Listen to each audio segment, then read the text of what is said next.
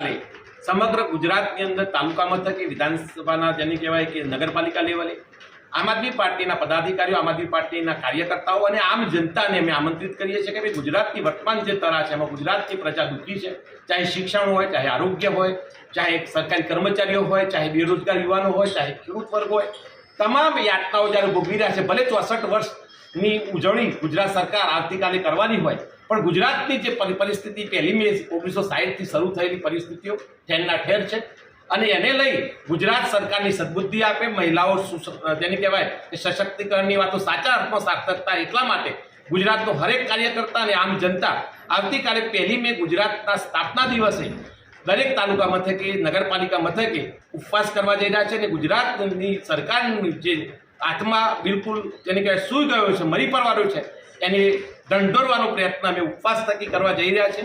અને એની જાણ સમગ્ર આપના માધ્યમ થકી ગુજરાતની પ્રજા સુધી પહોંચાડવા માંગીએ છીએ. નંબર 2 કે આગામી સમયની અંદર અમે દરેક તાલુકા મથકે વિધાનસભા સ્તરે પરિવર્તન સંકલ્પ યાત્રા લઈને આવી રહ્યા છે અને એ પણ જેની કે મજબૂતાથી આગામી 5 જૂન સુધી 7 મે થી 5 જૂન સુધી અમારી આમ આદમી પાર્ટી ગુજરાત તરફથી અને અમારા પ્રભારી શ્રી ગોપાલ રાયના માર્ગદર્શન હેઠળ દરેક વિધાનસભા સ્તરે આ પરિવર્તન જેમ સરપંચ પતિ કામ કરતા હોય છે એમ તો લાઠીપતિ મારે આપના માધ્યમ થકી સ્પષ્ટ કહેવું છે કે ગુજરાતના ચૂંટાયેલા પ્રતિનિધિઓ જ્યારે પોતાની ચૂંટાયેલો પ્રતિનિધિ, જનપ્રતિનિધિ જો પણ કોઈ ઘણી જગ્યાએ એવા દાખલા બેસાડેલા છે કે ભાઈ મહિલા સરપંચ હોય કે મહિલા સભ્ય હોય, તાલુકા ડેલિગેટ હોય, તેનો સંપૂર્ણ એવા દાખલા મોડાસા તાલુકા પંચાયતના આવેલા છે અને એમનો વહીવટ